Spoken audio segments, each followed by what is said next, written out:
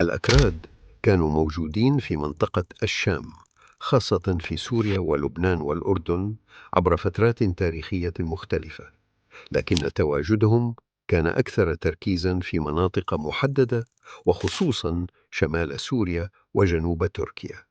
إليك تحليلا مفصلا. 1. الأصول التاريخية للأكراد. الأكراد شعب هندو أوروبي يتحدث اللغة الكردية من الفرع الإيراني، ويرتبط وجودهم التاريخي بجبال زاغروس وهضبة الأناضول وشمال بلاد الرافدين العراق حاليا. يعود ذكرهم المبكر إلى شعوب قديمة مثل الميديين القرن السابع قبل الميلاد، والكاردوخيين الذين ذكرهم المؤرخ اليوناني زينوفون في كتاباته عن حروب الفرس. 2. التواجد الكردي في الشام عبر العصور القديمة. لم تكن الشام، سوريا الطبيعية، مركزاً رئيسياً للأكراد في العصور القديمة، حيث كانت المنطقة تسكنها شعوب سامية مثل الآراميين والفينيقيين. مع ذلك، قد تكون هناك هجرات فردية أو قبائل كردية وصلت إلى أطراف الشام الشمالية بسبب القرب الجغرافي من مناطق تواجدهم الرئيسية.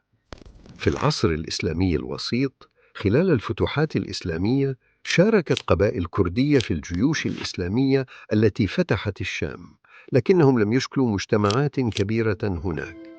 ظهر التواجد الكردي الأبرز في الشام مع الدولة الأيوبية القرن الثاني عشر والثالث عشر ميلادي، التي أسسها صلاح الدين الأيوبي، كردي الأصل على حسب بعض المصادر، حيث حكمت مناطق واسعة من الشام ومصر. في هذه الفترة استقر بعض الأكراد في مدن مثل دمشق وحلب كجنود وحكام وعلماء. في العصر العثماني القرن السادس عشر إلى 20 ميلادي، استخدم العثمانيون الأكراد قوات حدودية لحماية المناطق المتاخمة للإمبراطورية، خاصة في جنوب تركيا وشمال سوريا. تشكلت إمارات كردية شبه مستقلة في مناطق مثل كردستان التركية وجزيرة ابن عمر شمال سوريا جنوب تركيا.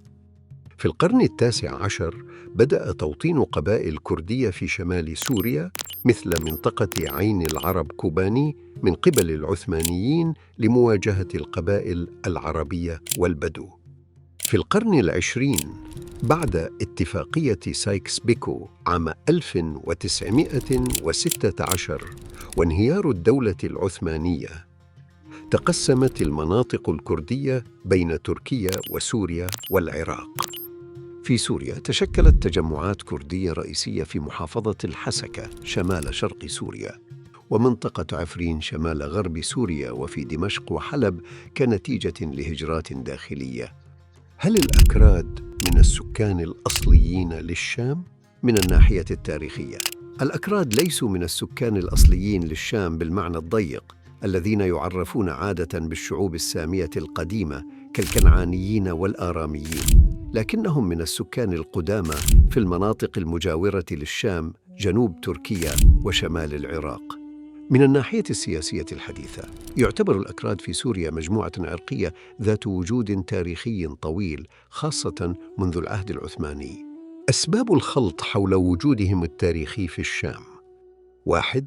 الحدود الحديثة، تقسيم سوريا وتركيا والعراق بموجب اتفاقيات استعمارية جعلت الأكراد أقلية في دول متعددة. 2. الهجرات القسرية، مثل تهجير الأكراد إلى سوريا بعد ثورة الشيخ سعيد بيران 1925 في تركيا. 3. الاضطهاد السياسي، محاولات أنظمة مثل النظام السوري في سبعينيات القرن العشرين تغيير الديموغرافيا في المناطق الكردية عبر سياسات التهميش. 5. الأدلة الأثرية واللغوية، لا توجد آثار للغة كردية في الشام قبل العصور الإسلامية المتأخرة، مما يؤكد أن وجودهم الكثيف بدأ مع توسع الإمبراطوريات الإسلامية والعثمانية.